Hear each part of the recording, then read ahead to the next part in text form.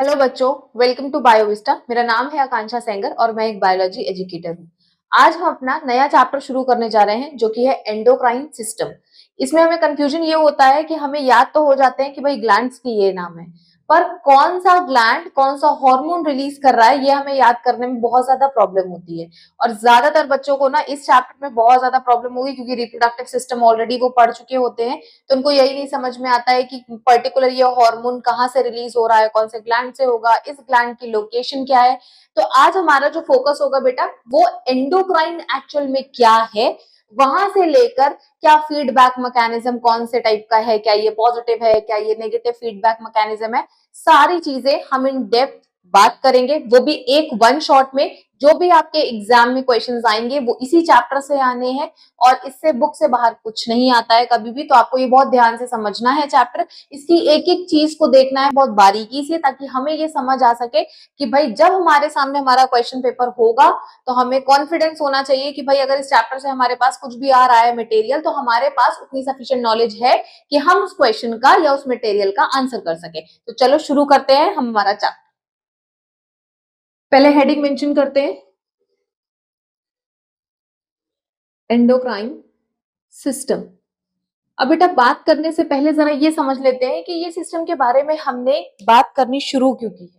देखो, endocrine system क्या है, हमारी बॉडी का एक सिस्टम है, ठीक है। उससे भी पहले हमारी बॉडी जब बेटा कम्युनिकेट करती है या किसी भी चीज को रेगुलेट करने के लिए ना उसको किसी ना किसी कोऑर्डिनेशन की जरूरत होती है, ठीक है।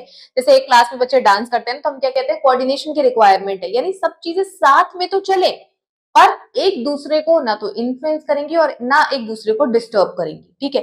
फंक्शनिंग साथ में चलेगी। ऐसे हमारी बॉडी में दो टाइप के कंट्रोल्स होते हैं जिनसे बॉडी कोऑर्डिनेट करके बराबर चलने की कोशिश करती है विदाउट डिस्टर्बिंग ईच अदर, ठीक है।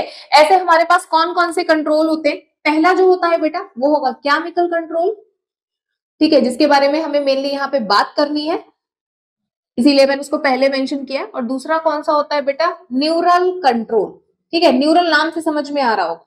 केमिकल कंट्रोल क्या है, यानी बॉडी में कुछ ऐसे केमिकल्स रिलीज हो रहे हैं जिनकी वजह से तुम्हारी बॉडी ग्रो कर पा रही है, डेवलप कर पा रही है, ठीक है। अच्छे से ज्यादा तुम जो समझदारी से बोल पा रहे हो या लड़का लड़की में जो डिफरेंस पता चल रहा है, कहीं ना कहीं यही केमिकल्स बेटा उनको डायरेक्टली इफेक्ट कर रहे हैं, ठीक है। अब आती है न्यूरल कंट्रोल की बारी। न्यूरल कंट्रोल नाम से समझ में आ रहा होगा, नर्वस सिस्टम के बारे में बात कर रहे हैं हम, न्यूरॉन के बारे में बात कर रहे हैं, ठीक है। यानी कि क्या है, जहां पे आप रिफ्लेक्स एक्शन दे पा रहे हो, आप अपने भूख प्यास इन सब के बारे में आप जान पा रहे हो, ठीक है। ये सब किस में आता है बेटा, न्यूरल कंट्रोल में आता है। यानी अगर मैं कहूं तो मैं यहाँ पे कौन से सिस्टम के बारे में बात कर रही हूँ बेटा, ये है मेरा एंडोक्राइन सिस्टम। अभी इन डेप्थ हम इसके बारे में बात करना शुरू करेंगे। ये है एंडोक्राइन सिस्टम, जहां सिर्फ और सिर्फ मैं केमिकल्स के बारे में बात करूंगी और इन केमिकल्स का स्पेसिफिक नाम भी है मेरे पास। न्यूरल कंट्रोल के लिए, ठीक है, चाहे डायरेक्टली कह लो चाहे इनडायरेक्टली कह लो, पर काम तो मेरा ये भी करेगा, नर्वस सिस्टम, क्योंकि बिना दिमाग के तो कोई ऑर्गेनिज्म चल ही नहीं सकता। ह्यूमन बींग्स में भी बात कर रही हूँ फिलहाल में, ठीक है। अब चलो एंडोक्राइन सिस्टम पे अगर हम बात करते हैं बेटा, एंडोक्राइन सिस्टम की जो सेक्रीशंस होती है वो हमने पता कर लिया केमिकल है। उन केमिकल्स का नाम क्या है, हार्मोन है, ठीक है। आप उनको हार्मोन्स बुलाना शुरू कर देंगे, ठीक है। अब ये हार्मोन्स क्या है, केमिकल इन नेचर, ये हमारी बात हो चुकी। बट एक्चुअली इनका नेचर क्या होगा, क्या ये प्रोटीन है, बिल्कुल है। कुछ ऐसे हैं जो प्रोटीन नेचर के हैं, ठीक है, प्रोटीन भी हो सकते हैं, पेप्टाइड्स भी हो सकते हैं, स्टेरॉइड भी हो सकते हैं जिनका इफेक्ट जो है स्टेरॉइडल हो, स्टेरॉइड्स भी हो सकते हैं और अमीनो एसिड्स भी हो सकते हैं, ठीक है। अल्टीमेटली है तो ये एक तरीके की प्रोटीन ही ना, सारे प्रोटीन की ही तो फॉर्म्स है, ठीक है। तो एक चीज तो ये याद रखनी है कि हॉर्मोन्स केमिकल इन नेचर है। दूसरी चीज मुझे क्या याद रखनी है कि भाई ये प्रोटीन्स भी हो सकते हैं, कुछ ऐसे भी होंगे जो पेप्टाइड्स होंगे, कुछ अमीनो एसिड्स भी हो सकते हैं और कुछ स्टेरॉइडल इफेक्ट वाले भी यानी स्टेरॉइड्स भी हो सकते हैं। अब हम आगे बात करें कि भाई ये किसी ग्लैंड से तो निकल रहे होंगे ना, तो उन ग्लैंड्स को क्या बुलाना शुरू करोगे। जब सिस्टम का नाम हमने एंडोक्राइन रखा है तो ग्लैंड्स को भी तो कुछ बुला रहे होंगे, तो बेटा इनको हम क्या बुलाएंगे, ये है हमारे एंडोक्राइन ग्लैंड्स। इन ग्लैंड्स को क्या बोलेंगे, एंडोक्राइन ग्लैंड्स। इतनी चीज क्लियर हुई। अब सुनो, एंडोक्राइन ग्लैंड्स क्या होते हैं, इनको किसी वेसल की रिक्वायरमेंट नहीं होती। इनको कोई रास्ते नहीं चाहिए जाने के लिए, क्योंकि ऑलरेडी इनको डेस्टिनेशन पता है। यानी किसके थ्रू जाएंगे, ये डायरेक्टली अपनी सेक्रीशन कहां पोर कर देंगे बेटा, सेक्रीशन कहां जा रही है, ब्लड स्ट्रीम में। अगर ये डायरेक्टली सेक्रीशन ब्लड स्ट्रीम में भेज रहे हैं और इन्होंने किसी रास्ते का यूज नहीं किया, यानी इन्होंने किसी डक्ट का यूज नहीं किया है, तो इनको क्या बोला जाएगा कि दे आर डक्टलेस ग्लैंड। क्या बोला जाएगा, दे आर डक्टलेस ग्लैंड। ये कैसे ग्लैंड है, डक्टलेस, जिनको किसी भी डक्ट की रिक्वायरमेंट नहीं है। अब सुनो, हॉर्मोन्स जाते तो हैं, तो क्या जिन ग्लैंड से निकलते हैं उसी पे रिएक्ट करने लगते हैं या उसी पे एक्ट करेंगे जाके, नहीं बेटा, ये टारगेट स्पेसिफिक होते हैं। जिस ऑर्गन पे इनको टारगेट करनी है, यानी जिस ऑर्गन पे इनको एक्ट करना है, ये वहीं जाके एक्ट करेंगे, अदरवाइज बॉडी में डिस्ट्रॉय हो जाएंगे। ठीक है, ये चीज हमेशा याद रखना, अगर किसी हार्मोन को बोन पे एक्ट करना है तो वो सिर्फ बोन पे ही एक्ट करेगा, और अदर जगह वो हार्मोन अगर पहुंच भी जाता है तो वो एक्ट नहीं करेगा। अब आगे बात सुनो, रिसेप्टर्स होते हैं इनके प्रॉपर, ठीक है, प्रॉपर रिसेप्टर्स। रिसेप्टर्स क्या होते हैं, कुछ प्रोटीन्स होते हैं जो पहचान लेते हैं, हाँ भाई ये मेरा ही वाला हार्मोन है, ठीक है, जैसे हम अपने घर के फैमिली मेंबर्स को पहचान लेते हैं ना, ऐसे सेम वो रिसेप्टर्स क्या आइडेंटिफाई करते हैं कि हाँ ये मेरा ही हार्मोन है। अगर कोई दूसरा हार्मोन आएगा तो उसको एक्सेप्ट ही नहीं करेंगे। ठीक है, अब सुनो, इतनी बात तो हमने कर ली कि भाई टारगेट स्पेसिफिक है ये सारे काम। और एक चीज हमें ध्यान रखनी है, क्या ये बहुत ज्यादा अमाउंट में चाहिए, नहीं, हमें बहुत ज्यादा अमाउंट में नहीं चाहिए, इवन ये हमें बहुत ट्रेस अमाउंट में चाहिए। तो हम इसको क्या लिखेंगे, required in a trace amount. Trace amount क्या होता है बेटा, लेस अमाउंट में चाहिए, बहुत ज्यादा भरमार नहीं चाहिए हमें हार्मोन्स की, बहुत ट्रेस अमाउंट में हमारा काम चल जाता है। बट हो भी तो सकता है कि किसी की बॉडी में ये कम हो जाए, ज्यादा हो जाए, ह्यूमन बॉडी है, कुछ भी हो सकता है। तो देखो, ट्रेस अमाउंट में चाहिए, पर अगर इसकी सेक्रीशन बढ़ गई तो क्या टर्म यूज करोगे, तो हम टर्म यूज करेंगे बेटा, एक मिनट, अगर इसकी सेक्रीशन बढ़ी तो हमने टर्म यूज करना है हाइपर सेक्रीशन। क्या यूज करेंगे, hyper secretion.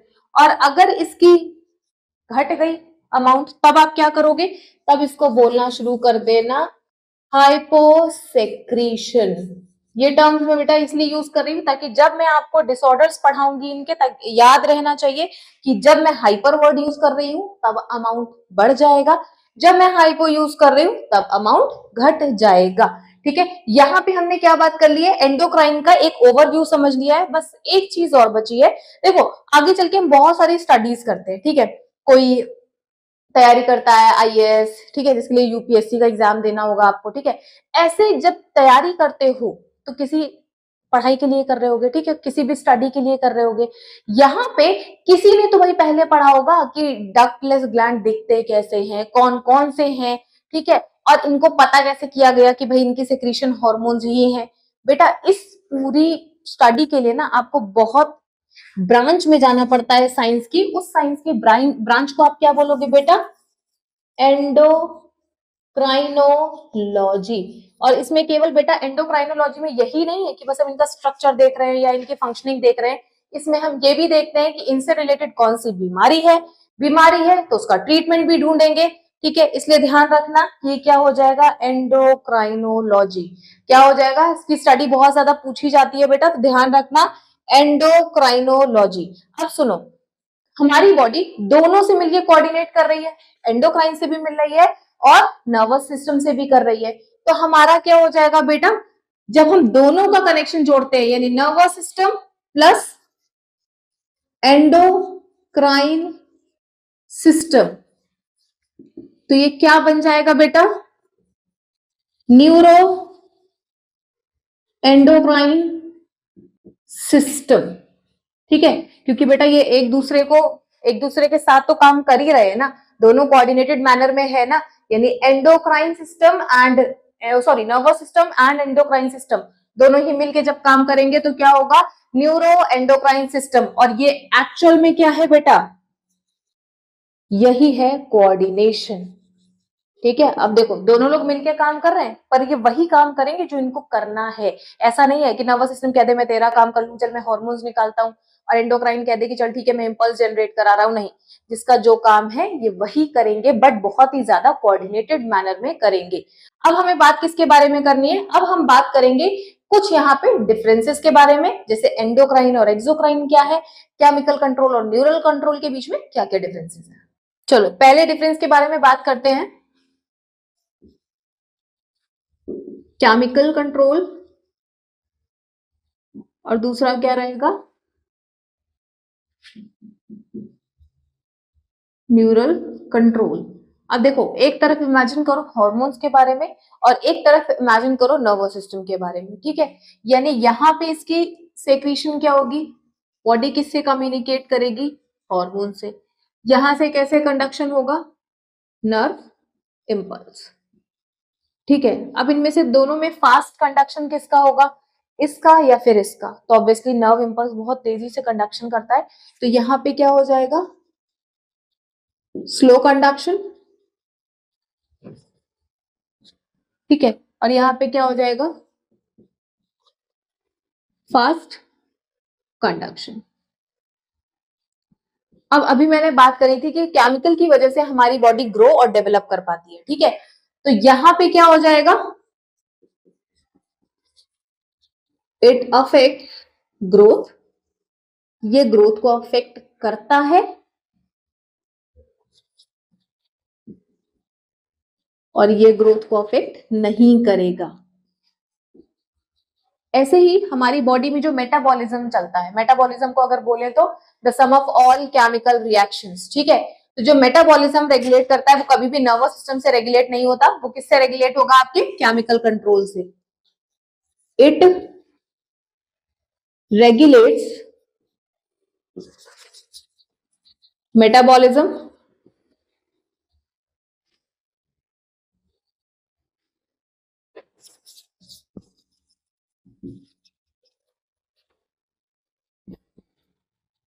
It do not regulate metabolism. Same चीज कि उधर रेगुलेट करता है और इधर रेगुलेट नहीं करता है, ठीक है।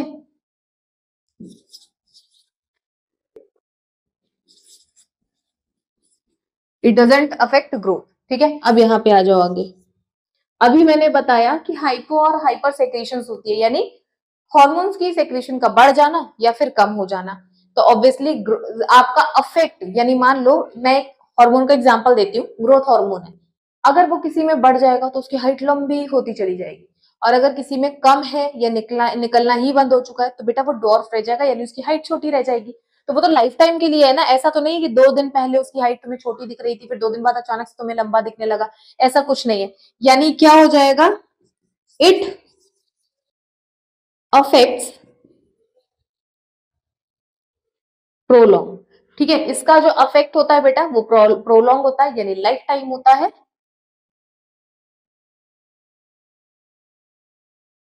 It affects only for short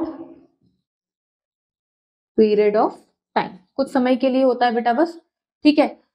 ये हमारे कुछ न्यूरल कंट्रोल। और यहां पे अब सुन लो ध्यान से, एक चीज और ध्यान रखेंगे कि कौन से टाइप की सेल इन्वॉल्व है, ठीक है। केमिकल कंट्रोल है तो कोई ना कोई सेल ऐसी होगी जो आपको कुछ रिलीज करने में, यानी हार्मोन रिलीज करने में मदद करेगी। तो उन सेल्स को क्या बोलेंगे? इसमें कैसी सेल इन्वॉल्व होंगी? सेक्रेटरी सेल्स इन्वॉल्व होंगी, जबकि इसमें कौन सा मेनली कौन सी होंगी? न्यूरॉन, ठीक है। इतनी चीजों को ध्यान रखेंगे, ये वो मेन डिफरेंसेस हैं बेटा जो हमारे में बहुत काम आने वाले हैं। और इन डिफरेंसेस को याद रखना हमारे लिए मस्ट है, क्योंकि यहीं से हम अपने आंसर्स निकाल पाएंगे। क्योंकि ये डिफरेंसेस अगर हमें याद नहीं हुए तो हम यहाँ पे कंफ्यूज हो जाएंगे कि भाई केमिकल और न्यूरल क्या एक साथ थे, क्योंकि हमने तो बात कर ली है दोनों के बारे में। तो इसलिए एक एक डिफरेंस को बहुत ध्यान से समझेंगे। अब हम बढ़ेंगे अपने अगले डिफरेंस की तरफ है, जो कि एक्सोक्राइन और endocrine. Next difference between endocrine and exocrine. देखो बात कर चुके हैं, एंडोक्राइन कैसे है? डक्टलेस ग्लैंड है, जिसके बारे में हम ऑलरेडी बात कर चुके हैं। ये कैसे ग्लैंड होंगे? Glands with ducts. एक डक्टलेस है तो दूसरा क्या है? विद डक्ट्स है। ठीक है, इसकी सेक्रेशंस क्या होंगी बेटा? हॉर्मोन्स। इसके बारे में भी हम बात कर चुके हैं। इधर क्या हो सकता है? इसकी सेक्रेशन हो सकती है एंजाइम्स,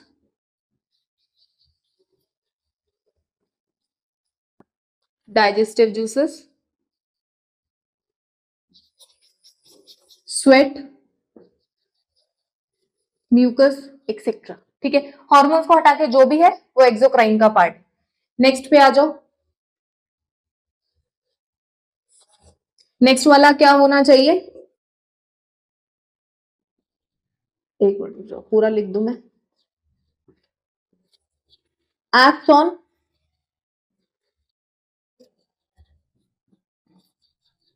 टारगेट ऑर्गन्स। क्या इनके पास कोई टारगेट ऑर्गन्स होते हैं? मे और मे नॉट। ठीक है, हो भी सकते और नहीं भी। चलो नेक्स्ट पे अब देखते हैं।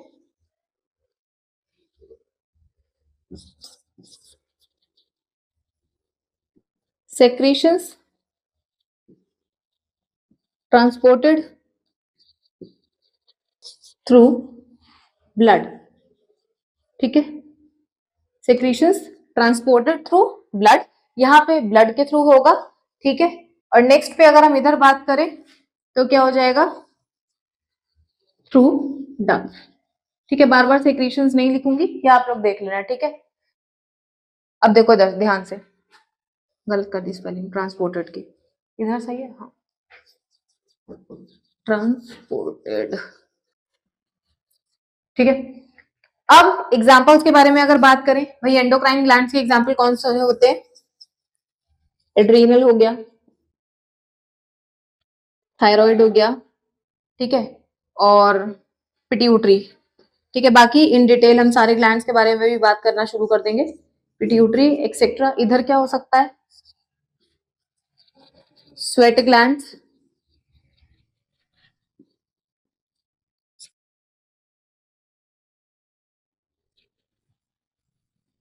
सॉरी sebaceous glands,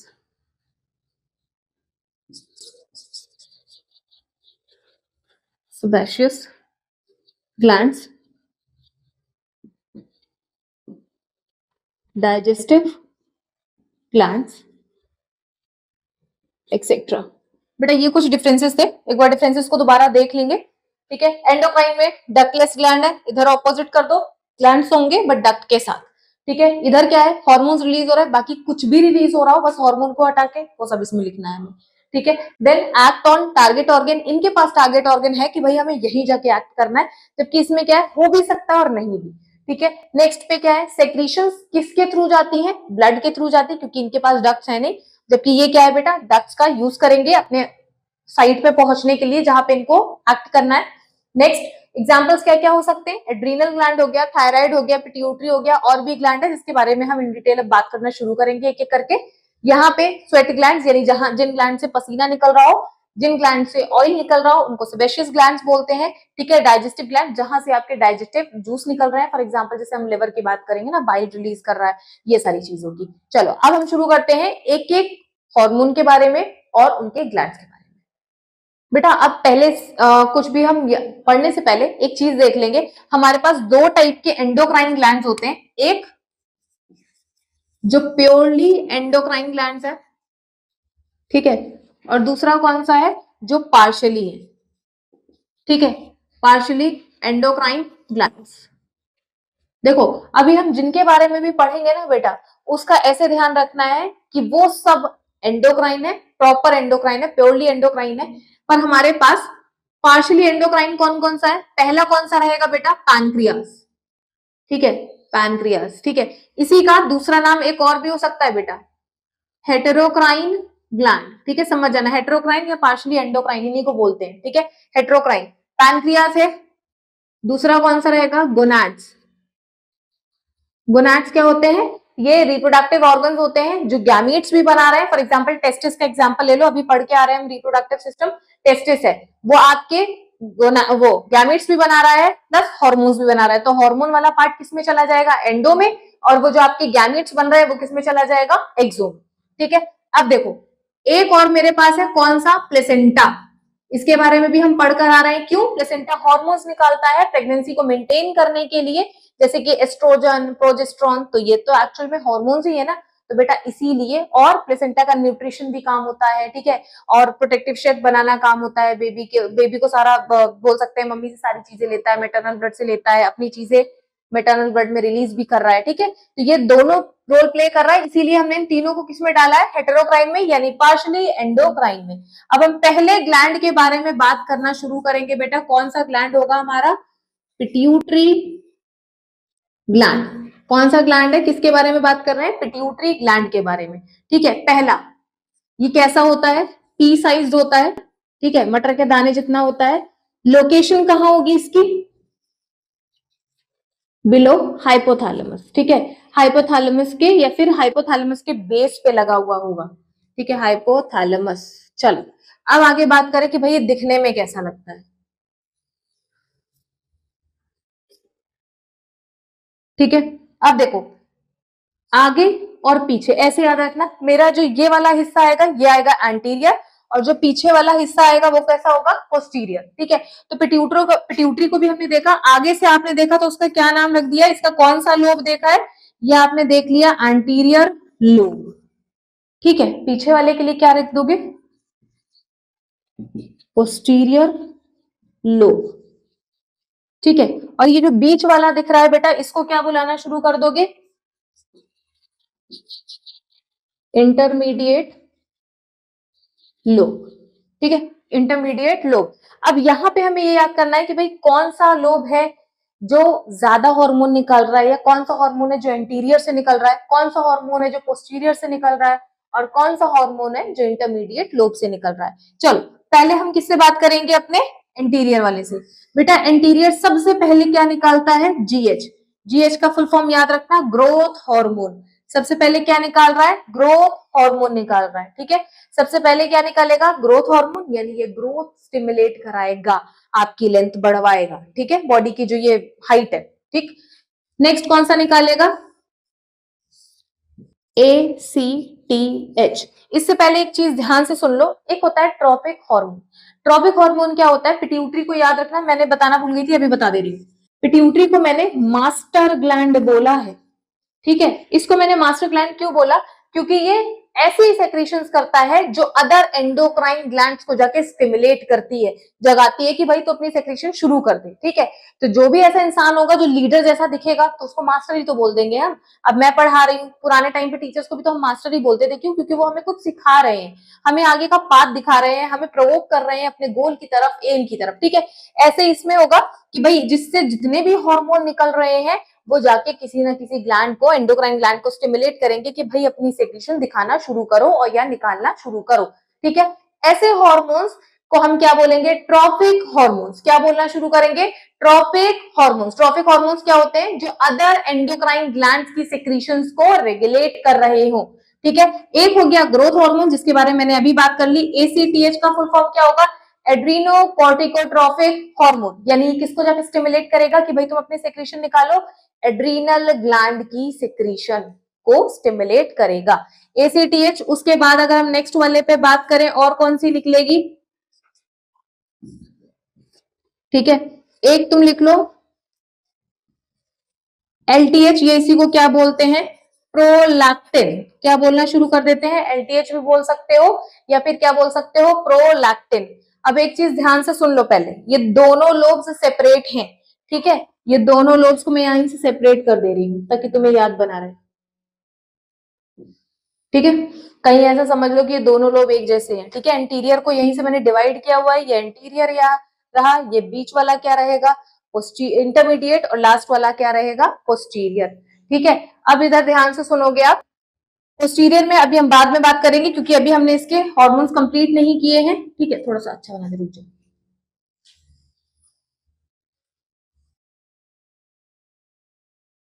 ठीक है, ये रहा इंटरमीडिएट वाला पार्ट। ठीक, इंटरमीडिएट, ठीक, चलो जीएच की बात कर ली थी, ACTH की बात कर ली थी। अब सुनो, प्रोलैक्टिन या LTH क्या होता है। ठीक है, प्रोलैक्टिन की बात करें, जब बेबी डिलीवर हो जाता है, ठीक है, जब बेबी मदर ने डिलीवर कर दिया है, उसके बाद बेटा जो मिल्क के सेक्रीशन को स्टिमुलेट करेगा वो कौन है?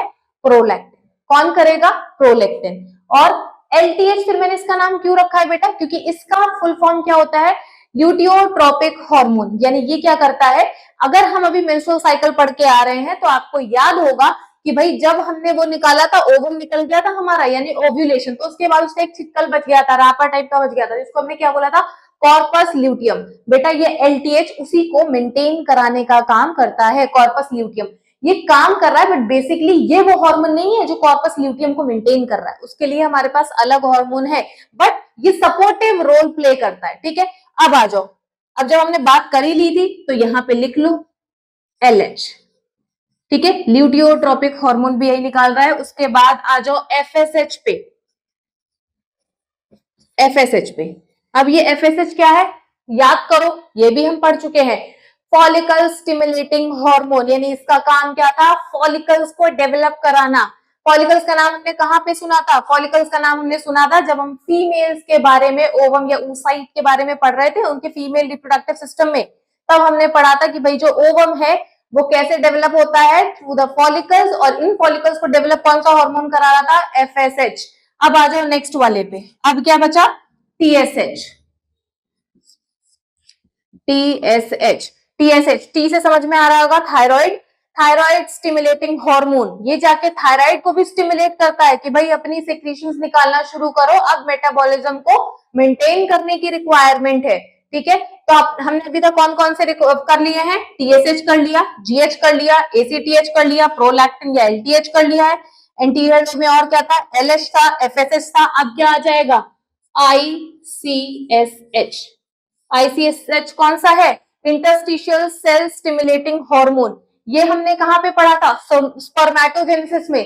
इंटरस्टिशियल सेल्स के बारे में हमने पढ़ा था, जहां पे वो पूरा स्पर्मेटोजेनेसिस वाला प्रोसेस था। तो वहीं पे ये था कि भाई जो स्पर्म को है नरिशमेंट प्रोवाइड का काम है, प्रॉपर डिवीजन होना चाहिए, वो सब किसकी वजह से था? आपकी इन्हीं की वजह से, इसको हमने नर्सिंग सेल्स भी बोला था। ठीक है, क्यों? क्योंकि बेसिकली बेटा ये हार्मोन्स ही तो रिलीज कर रही है। हार्मोन्स का नाम याद करो, टेस्टोस्टेरोन। ठीक है, तो आईसीएसएच वही है, इंटरस्टिशियल सेल स्टिमुलेटिंग हार्मोन। कितने हार्मोन हैं जो हमारे हमने पढ़ लिए हैं कि भाई इतने हार्मोन तो हमें एंटीरियर से निकलवाने ही है? 1 2 3 4 5 6 7, 7 हार्मोन्स हैं जो हमें यहां से निकलवाने हैं। ठीक है, अब सुनो आगे देखते हैं। इंटरमीडिएट लोब के बारे में हम बाद में बात करेंगे, क्योंकि उसको एक ट्रिक के साथ मैं याद कराऊंगी इनके नाम। अब देखो, पोस्टीरियर से जो निकल रहा है वो कौन सा निकल रहा है? एक तो है बेटा तुम्हारा ऑक्सीटोसिन। ठीक है, इसको मिल्क इजेक्टिंग हार्मोन भी कहते हैं। ठीक है, हार्मोन समझ जाना, लिख नहीं रही हूं। मिल्क इजेक्टिंग हार्मोन है। और क्या करवाता है ये बेटा? स्विफ्ट चाइल्ड बर्थ भी करवाता है। यही इसी की वजह से जो एक नॉर्मल डिलीवरी हो पाती है बेटा, वो इसी की वजह से होती है। नेक्स्ट पे अगर हम बात करें, ऑक्सीटोसिन के बाद कौन सा होगा? वैसोप्रेसिन, जिसको हम एडीएच भी बोलते हैं। एडीएच का फुल फॉर्म याद रखना, एंटी डायरेटिक हार्मोन। क्या बोलेंगे? Anti diuretic hormone. ठीक है, अब देखो, पोस्टीरियर लोब से दो हार्मोन निकल रहे हैं, ऑक्सीटोसिन निकल रहा है, और कौन कौन से निकल रहा है? वैसोप्रेसिन निकल रहा है। ऑक्सीटोसिन का काम क्या है बेटा? ऑक्सीटोसिन का काम है जो माँ और बच्चे के बीच में जो कनेक्शन होता है, ठीक है, एक वो अलग सा प्यार होता है। ठीक है, कहते हैं ना माँ के अंदर ममता होती है, क्योंकि जब जब अपने बच्चे को देखती है बेटा, ऑक्सीटोसिन रिलीज होता है। ठीक है, उसके बाद जैसे ही बच्चा क्या करता है, मिल्क सक करने की कोशिश करता है, तो जब जब अपनी फिंगर टिप्स उसकी ब्रेस्ट पे रखता है तो एक अजीब सी स्टिमुलेशन आती है, जिससे प्यार उमड़ता है। ठीक है, उसी की वजह से बेटा, और क्यों होता है ऐसा? क्योंकि ऑक्सीटोसिन वहां पे रिलीज हो रहा है, इसीलिए ऑक्सीटोसिन प्रोवोक करता है, स्टिमुलेट करता है कि भाई ब्रेस्ट से मिल्क बाहर आए, ताकि बच्चा वो सक कर सके। ठीक है, और इसीलिए हमने उसको क्या बोल रखा है? Milk ejecting hormone. देन क्या काम करता है? स्विफ्ट चाइल्ड बर्थ के काम में आता है कि प्रेगनेंसी के टाइम पे क्या होता है, जैसे जब आपको नॉर्मल डिलीवरी जैसे करानी होती है तो सबसे ज्यादा हमें किसकी जरूरत होती है, ऑक्सीटोसिन की जरूरत होती है, ठीक है। तो एक स्विफ्ट चाइल्ड बर्थ में भी काम आता है, नॉर्मल डिलीवरी के काम में, ठीक है, ताकि बेबी इजीली बाहर आ सके यूट्रस से इजीली, ठीक है। तो ये इसका काम हो गया। वेसोप्रेसिन क्या है, वेसोप्रेसिन का पहले दूसरा नाम याद कर लो, एडीएच। एडीएच का फुल फॉर्म क्या होता है, एंटी डायरेटिक हार्मोन। ये किस चीज से बचाता है, लार्ज अमाउंट ऑफ यूरिन बनने से बचाता है आपकी बॉडी में, ठीक है। ज्यादा अमाउंट यूरिन नहीं, हर टाइम टू टाइम पे नहीं बनना चाहिए कि भाई 2-2 मिनट में हम यूरिन जा रहे हैं, ठीक है। इससे होने वाला, अगर मान लो कि एडीएच में, एडीएच की हाइपोसेक्रीशन हो जाए, कम हो जाए एडीएच, तब क्या होगा बेटा, तब एक डिसऑर्डर लीड करता है, डायबिटीज इंसिपिडस, ठीक है। तो वो हम बाद में बात करेंगे उसके बारे में, जब हम अभी इसकी हाइपो और हाइपर सेक्रीशंस करेंगे इन सारे हार्मोन्स की। अब एक चीज यहाँ पे देखो, इंटरमीडिएट लोब क्या निकाल रहा है, इंटरमीडिएट लोब निकाल रहा है बेटा यहाँ पे MSH, melanocyte stimulating hormone. Melanocyte का नाम समझ रहे हो, मेलानोसाइट से वही सेल्स हैं बेटा, पिगमेंटेड सेल्स, जो आपकी बॉडी में और या फिर बोल सकते हैं आपकी स्किन में जो कलर दे रही हैं, ठीक है। स्किन में जो कलर दे रही हैं उसी को हमने क्या बोला, मेलानोसाइट स्टिमुलेटिंग हार्मोन। यानी ये क्या करता है, डार्क कॉम्प्लेक्शन कर देगा। अगर बहुत ज्यादा रिलीज होगा बेटा तो ये डार्क कॉम्प्लेक्शन करेगा, और बहुत कम हुआ तो आप समझ सकते हो कि कॉम्प्लेक्शन फेयर हो जाएगा, स्किन टोन जिसको हम फेयर बोलते हैं, ठीक है। एक चीज याद रख लेना, ऑक्सीटोसिन स्विफ्ट चाइल्ड बर्थ करा कैसे रहा है, यूट्रस की कॉन्ट्रैक्शन करा के बेटा। यानी क्या बोल सकते हैं कि ऑक्सीटोसिन क्या कर रहा है, यूट्रस की कॉन्ट्रैक्शन करा रहा है, जिसकी वजह से एक इजी या फिर हम कह सकते हैं स्विफ्ट चाइल्ड बर्थ हो सकती है, जिसको आप जानते हो पार्चुरेशन बोलते हैं। चलो अब एक एक करके इनकी हाइपो और हाइपर सेक्रेशंस के बारे में बात करेंगे। मान लो किसी के पिट्यूटरी ग्लैंड में कभी कोई खराबी आ जाती है तो उसको सर्जिकली रिमूव कराना पड़ेगा, तो उसके लिए टर्म भी हमें याद होना चाहिए बेटा। कौन सा टर्म रहेगा हमारे पास, हाइपोफाइजेक्टमी। हाइपोफाइजेक्टमी क्या है बेटा, surgical removal of pituitary gland, ठीक है। पिट्यूटरी ग्लैंड जब निकाल दिया जाएगा सर्जिकली तो उसको क्या बोल दिया जाएगा, हाइपोफाइजेक्टमी। अब इधर देखो, अब हम इधर बात करेंगे बेटा हाइपर सेक्रीशन, ठीक है। हाइपर सेक्रीशन किसकी है, उसकी पिट्यूटरी की, ठीक है। पिट्यूटरी की बात चल रही है अभी। ये हाइपर सेक्रीशन है, यानी सेक्रीशन इंक्रीज हो गई, नहीं समझ में आ रहा तो आरो देख लेना, ठीक है। और इधर क्या है, हाइपो सेक्रीशन, ठीक है। हाइपोसेक्रीशन यानी यहाँ पे सेक्रीशन कम हो गई है, ठीक है। अब इधर देखो, अगर जीएच बढ़ जाता है किसी में तब क्या होगा, जीएच बढ़ने की वजह से यहाँ पे क्या हो जाएगा बेटा, जब मेरी बॉडी में जीएच बढ़ गया तो एक प्रॉब्लम या फिर बोल सकते हैं एक कंडीशन लीड करती है, जिसको हमने क्या बोला है, जायगैंटिज्म, ठीक है। जायगैंटिज्म क्या होता है, वो लंबी सी हाइट वाले जो लोग होते हैं, खली को देख लो तुम, ठीक है। और भी बहुत सारे लोग जो बहुत लंबे लंबे 6 से प्लस 6 फीट प्लस 7 वाले, ठीक है, ये सब किसमें आते हैं बेटा, जायगैंटिज्म में, ठीक है। इधर आ जाओ, तो उस कंडीशन को क्या बोलेंगे, जहां पे कम हो गई है वो कंडीशन लीड करेगी बेटा, एक मिनट, वो कंडीशन कौन सी होगी, डॉर्फिज्म। वो देखिए सर्कस में बौने वगैरह होते हैं छोटे छोटे से, हाइट के बहुत कम होते हैं, ठीक है, वो हो गए डॉर्फिज्म। अब आगे बात करते हैं, ग्रोथ हार्मोन की तो हमने बात कर ली, ठीक है। अब कहाँ पे आना है हमें, अब यहाँ पे एक हमारे पास आएगा कि एक और कंडीशन है जहां पे ग्रोथ हार्मोन अगर बढ़ जाता है तब क्या होता है, उस कंडीशन को हमने क्या बोला है, एक्रोमेगाली। देखो एक्रोमेगाली क्या होता है बेटा, इंसान की हाइट तो बढ़ी गई, ठीक है, हाइट बढ़ने के साथ साथ उसके साथ क्या होगा बेटा, ये जो जॉ होता है ना, अजीब चिन बहुत आगे आ जाएगा, आंखें बहुत ज्यादा बड़ी और बाहर की तरफ लगती हैं देखने में, मतलब वो इंसान की शक्ल बड़ी अजीब सी, हाथ लंबे हो जाते हैं, पैर लंबे रहते हैं ज्यादा, ठीक है। तो देखने में वो इंसान ना ऐसा लगता है बॉडी है ना प्रोपोर्शनेट मैनर में नहीं बढ़ी, सिर्फ खिंच गई है, लंबी लंबी सी हो गई है, और उसकी वजह से उसकी जो कुछ फेशियल एक्सप्रेशन हैं या फेशियल बोल सकते हैं, वो भी स्ट्रक्चर्स वो भी थोड़े से खींचे खींचे टाइप के लगते हैं, अजीब सा देखने में लगता है इंसान, ठीक है। तो ये हो गया एक्रोमेगाली। अब यहाँ पे आ जाओ, यहाँ पे हम दो हाइपर सेक्रेशंस पढ़ ली है, ग्रोथ हार्मोन की ही पढ़ी है, ठीक है, जाइगैंटिज्म और एक्रोमेगाली। बेटा मैं वही बता रही हूँ जो अभी तक आपके सिलेबस में गिवन है, ठीक है। और यहाँ पे देखो, एक हो गया डॉर्फिज्म, एक्चुअल में किसका था, ग्रोथ हार्मोन की हाइपोसेक्रेशन थी, ठीक है। अब आगे बात करोगे किसकी, एडीएच की। अगर एडीएच की हाइपोसेक्रेशन हो जाती है तो कौन सी कंडीशन लीड करेगी, कंडीशन लीड करेगी डायबिटीज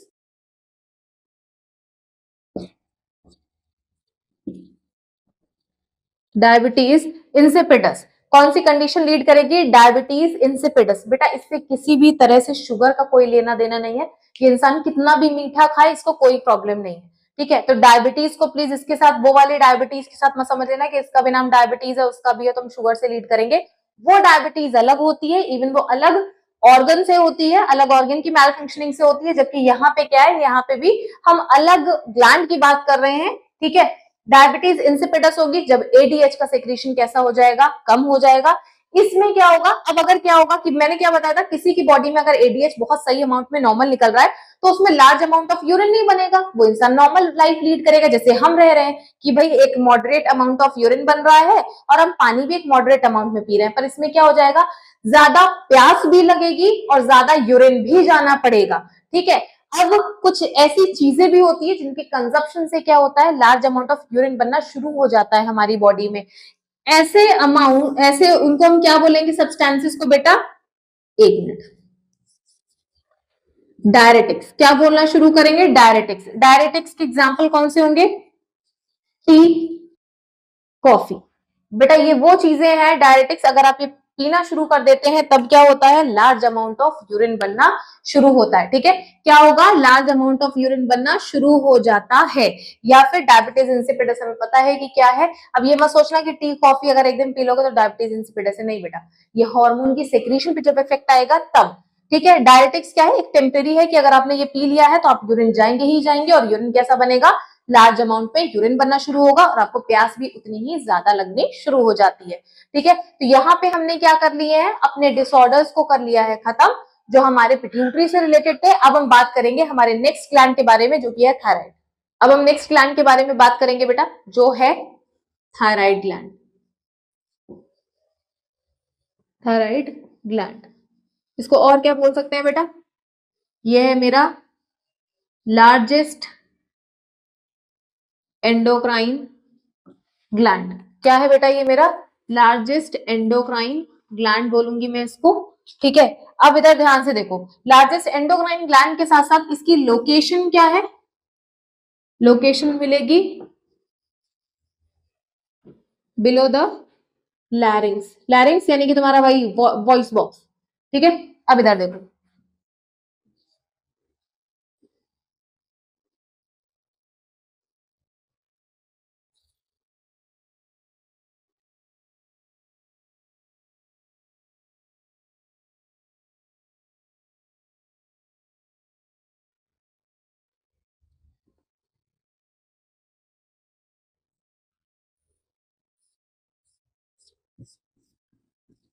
अब इधर देखो, ये वाला पार्ट जो मैंने इंडिकेट करने की कोशिश करी है बेटा, ये क्या है? लैरिंग्स, ठीक है। एक तरफ मैं लिख रही हूँ लोब, ये बायलोब स्ट्रक्चर होता है, ठीक है। और इसका याद रखना, शेप और लिख दे रही हूँ क्योंकि शेप पूछ लिया जाता है। इसका शेप कैसा होता है बेटा? शेप है इसका बटरफ्लाई शेप। कैसा शेप होगा?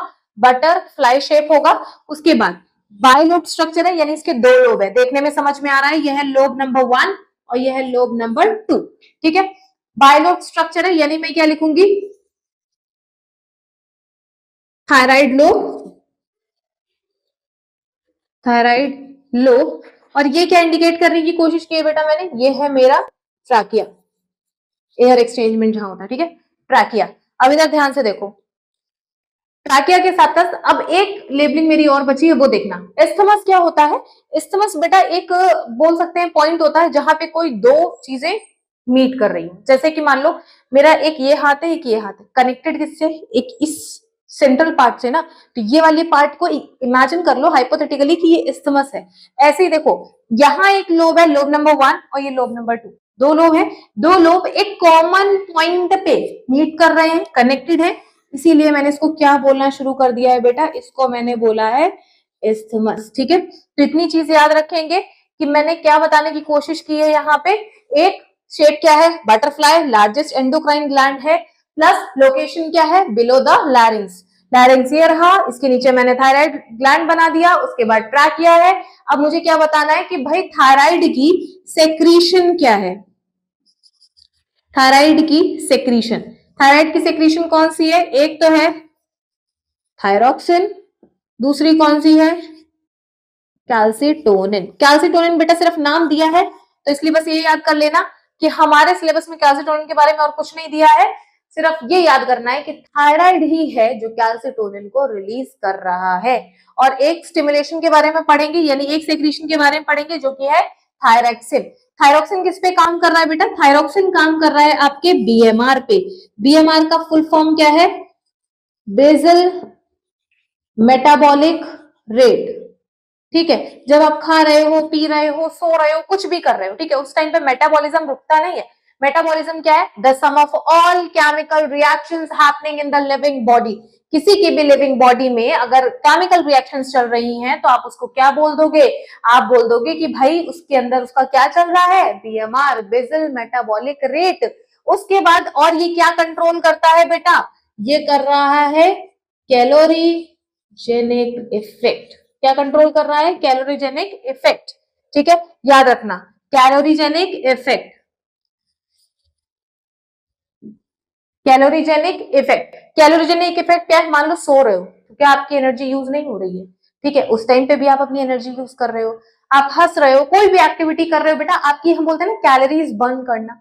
ठीक है, यानी कैलोरीज तो बर्न होती हैं। ठीक है, जब आपको क्या करना होता है? अपना वेट गेन करना होता है, आप अपनी डाइट बढ़ा देते हो, और डाइट में क्या बढ़ा रहे हो? कैलोरीज बढ़ा रहे हो।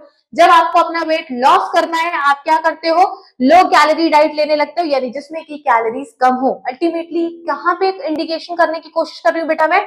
अगर आपकी बॉडी में वेट गेन हो रहा है या वेट लॉस हो रहा है तो it is only controlled by the metabolism. और मेटाबॉलिज्म को रेगुलेट करने वाला कौन है बेटा? मेटाबॉलिज्म को रेगुलेट करने वाला है आपका थायराइड यानी थायरॉक्सिन। ठीक है, अब यहाँ पे एक चीज और देखेंगे, अगर मेरी बॉडी में थायरॉक्सिन, यानी बोल दो कि अगर मेरी बॉडी में ये सेक्रेशन बढ़ जाती है, अगर बढ़ रहा है थायरॉक्सिन, तो क्या होगा? तो होगा कि बॉडी में मेटाबॉलिज्म बहुत ज्यादा आएगा, और जैसे ही मेटाबॉलिज्म बहुत ज्यादा होगा तो कैलोरीज भी ज्यादा बर्न होंगी। रिजल्टेंट क्या होगा इसका? कि वेट लॉस होना शुरू हो जाएगा। तो किसी टाइप के थायराइड में क्या होता है? इंसान का रैंडम वेट घटने लगता है, तो बोलते हैं उसको कि भाई इसको तो क्या है? हाइपरथायराइडिज्म है। हाइपरथायराइडिज्म क्यों? थायरॉक्सिन ज्यादा रिलीज हो रहा है।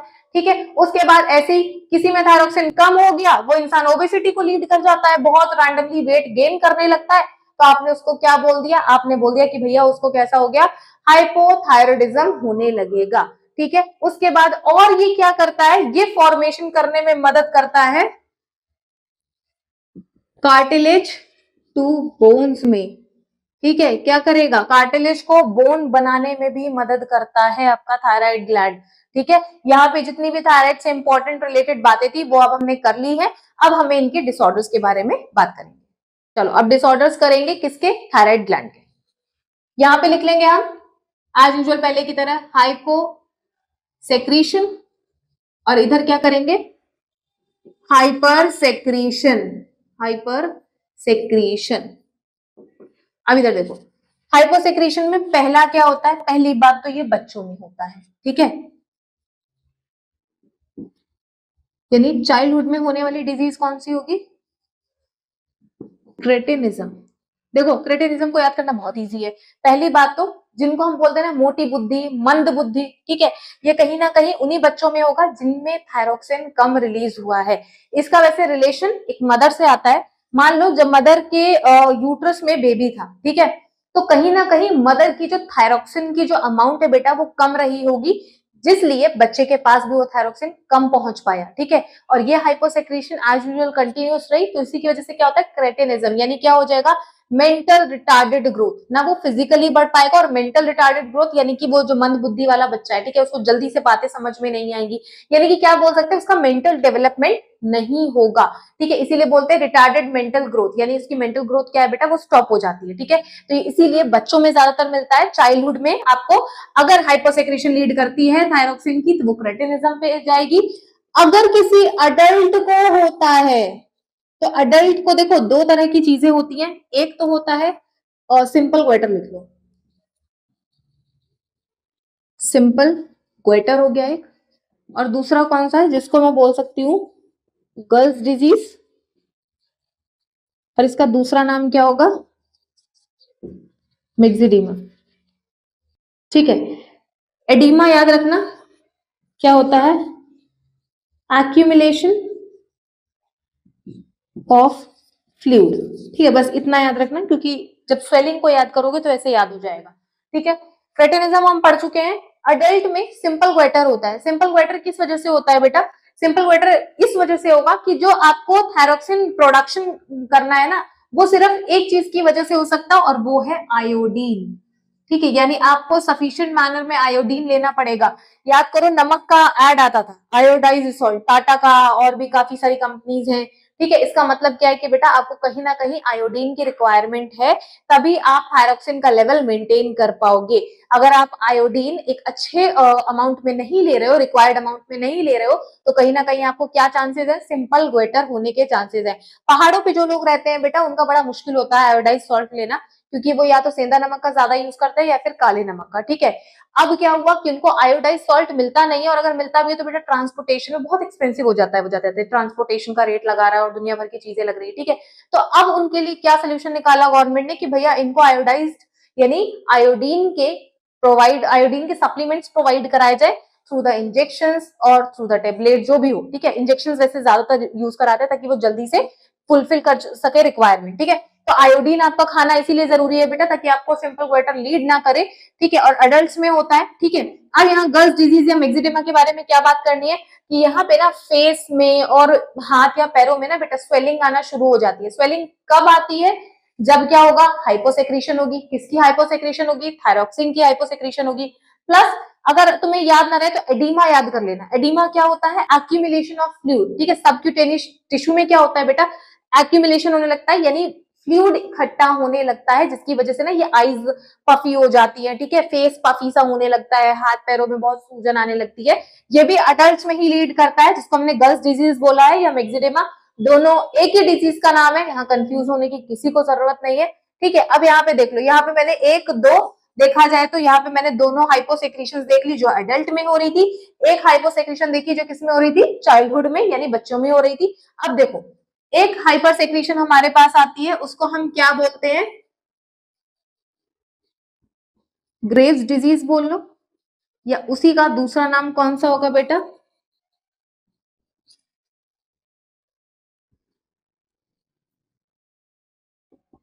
एक्सोथैल्मिक ग्वेटर। क्या बोलेंगे उसको?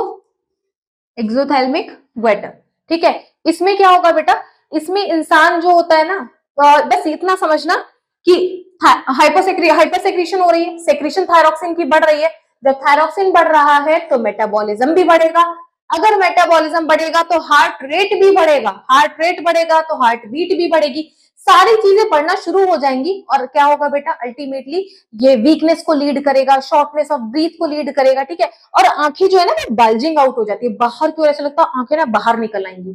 ठीक है, तो इसी टाइप के ग्वेटर को आपने क्या बोला? एक्सोथैल्मिक ग्वेटर बोल दो, या उसी को बोलोगे ग्रेव्स डिजीज। ऐसा लगता है इस इंसान की आंखें ना अब नहीं तो अब नीचे ही गिर जाएंगी निकल के, बहुत बाहर की तरफ उनकी आईबॉल्स बहुत बाहर आ जाती है। ठीक है, और क्या होता है? ब्रेथलेसनेस होने लगती है ऐसे इंसान को। ठीक है, फटीग हो जाता है, पता है बहुत जल्दी थकने लगता है ये इंसान, इसको वीकनेस बहुत ज्यादा लगेगी। ठीक है, क्यों? क्योंकि हार्ट रेट बढ़ा हुआ है ना, मेटाबॉलिज्म बढ़ा हुआ है, सब चीजें बढ़ रही है, तो कहीं ना कहीं इंसान को प्रॉब्लम भी तो होगी, क्योंकि कहीं ना कहीं बीपी भी अफेक्ट होगा बेटा। हार्ट रेट अफेक्ट हो रहा है, हार्ट बीट अफेक्ट हो रही है, तो बीपी भी अफेक्ट होगा। ठीक है, तो ये सारी हमने हाइपो और हाइपर सेक्रेशन थायराइड की खत्म कर ली है। अब हम बात करेंगे अपने एड्रिनल ग्लैंड के बारे में। चल, अब बात करेंगे हम किसके बारे में? एड्रीनल ग्लैंड के बारे में। ठीक है, देखो एड्रीनल मिलेगा कहाँ बेटा? ये तो समझ में आ गया होगा क्या है? किडनी। ठीक है, एक मिनट, किसके ऊपर रखा हुआ है बेटा? ये किडनी के ऊपर रखा है। देखो ऐसा कैप लाइक स्ट्रक्चर पहना हुआ है। ठीक है, ये है तुम्हारा एड्रीनल, बाहर वाला हिस्सा है ना बेटा। दो कवरिंग है, एक ये वाली और एक ये वाली। ठीक है, तो ये कौन सा होगा? Adrenal cortex. और ये कौन सा कहा जाएगा बेटा? Adrenal medulla. ठीक है, क्या बोला जाएगा? Adrenal medulla. अब देखो, एड्रीनल कॉर्टेक्स की सबसे पहले बात करते हैं यहाँ पे। ठीक है, यहाँ पे लिख दे रही हूँ।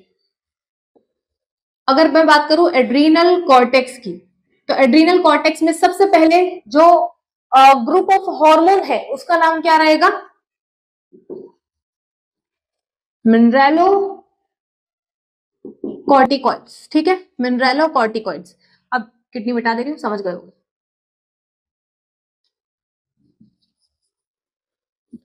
मिनरलोकॉर्टिकॉइड्स में भी बेटा वो क्या निकाल रहे हैं, मिनरलोकॉर्टिकॉइड्स क्या है, देखो यहाँ पे वो मेटाबॉलिज्म रेगुलेट करेगा किसका, मिनरल्स का। मिनरलोकॉर्टिकॉइड नाम से समझ में आ रहा है, देखो मेटाबॉलिज्म रेगुलेट कर रहा है, पर किसका कर रहा है, मिनरलो यानी मिनरल्स का कर रहा है, ठीक है। अब इसी ग्रुप ऑफ हार्मोन से पर्टिकुलर एक हार्मोन का नाम हम लेते हैं बेटा, जिसका नाम है एल्डोस्टेरॉन। क्या नाम रहेगा, एल्डोस्टेरॉन, ठीक है। एल्डोस्टेरॉन क्या करेगा बेटा, एल्डोस्टेरॉन कराएगा रीएब्जॉर्प्शन। रीएब्जॉर्प्शन किसका कराएगा, NaCl का। किसका कराएगा, NaCl का, ठीक है। मिनरल समझते हो ना, कोई भी ले लो, यहाँ पे कैल्शियम, ठीक है, देन फास्फोरस, मैग्नीशियम, ठीक है, इन सब का। अब आगे देखो, रीएब्जॉर्प्शन कराएगा NaCl में, ठीक है। NaCl का रीएब्जॉर्प्शन कराएगा कहां से, फ्रॉम रीनल टिब्यूल, ठीक है। कहां से कराएगा, रीनल टिब्यूल से कराएगा। किसका रीएब्जॉर्प्शन, NaCl का, यानी ये सोडियम क्लोराइड को बाहर नहीं जाने देगा यूरिन में। भाई इसी से तो तुम्हारी बॉडी का कंडक्शन होता है, जितनी भी चीजें तुम चल फिर पा रहे हो, इसी की वजह से बीपी वगैरह, जब NaCl हमारी बॉडी में कम हो जाता है, यानी सोडियम कम होता है, तो हमारी बॉडी में क्या बीपी लो होने लगता है, ठीक है। तो कहीं ना कहीं यही तो है जो मेंटेन कर रहा है ब्लड की स्पीड, ठीक है। तो ध्यान रखेंगे, मिनरलोकॉर्टिकॉइड्स क्या है बेटा, मिनरलोकॉर्टिकॉइड्स वो है जो आपके मिनरल्स के मेटाबॉलिज्म को बढ़ा रहे हैं या मेटाबॉलिज्म को रेगुलेट कर रहे हैं। नेक्स्ट, मिनरलोकॉर्टिकॉइड्स में से भी क्या है, एल्डोस्टेरॉन निकलेगा। एल्डोस्टेरॉन क्या करेगा, आपके सोडियम क्लोराइड के रीएब्जॉर्प्शन करेगा, कहां से, रीनल टिब्यूल से, यानी नेफ्रॉन की बात कर रहे हैं बेटा हम यहाँ पे। अब देखो ये वाला हो गया पोर्शन खत्म। अब दूसरा कौन सा निकल रहा है बेटा, ग्लूकोकॉर्टिकॉइड्स,